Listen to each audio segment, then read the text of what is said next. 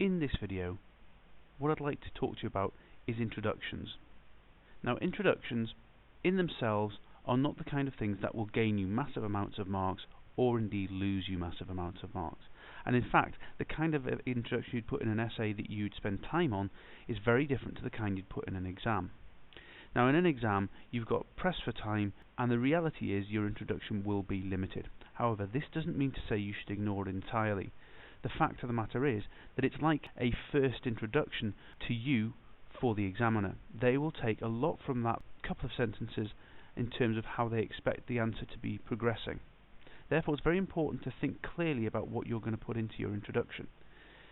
In essence, your introduction should be a very short written summary of the plan that you've already put together before you've even started writing. Look at it as a sort of roadmap to your answer. What you want to be doing is demonstrating to the reader where you are going to be taking them and the route you are going to take them through. So essentially, your argument and what evidence you're going to use to prove it. Now, if we look at this example, the question is, to what extent was the National Association of the Advancement of Coloured People responsible for the successes of the Civil Rights Campaign in the years 1945 to 1957?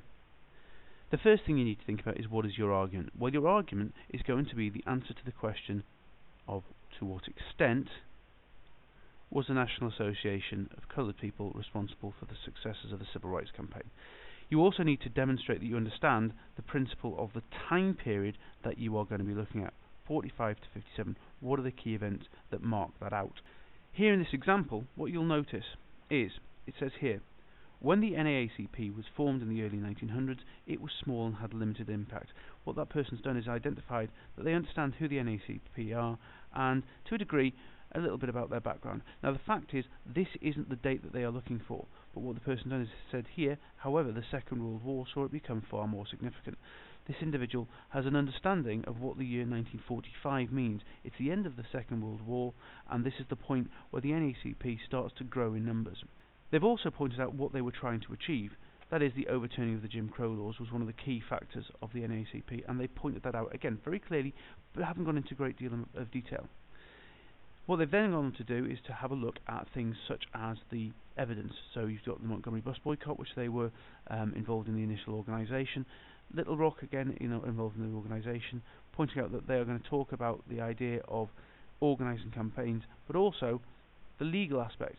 For example, Brown versus Board of Education of Topeka, that's mentioned as one of the legal campaigns.